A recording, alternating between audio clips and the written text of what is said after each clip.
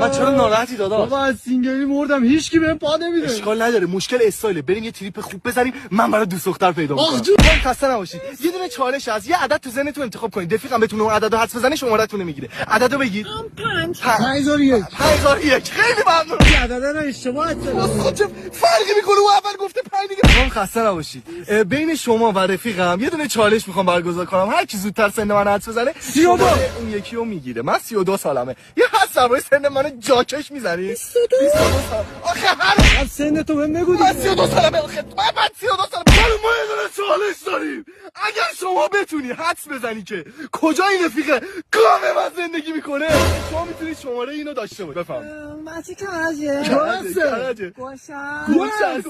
فکر کنم ساختمون آفتاب. اشتباه گفتی ما صدف بکنم قسمت نیست. آخه بدبختم کردی. تو من از جاکش من.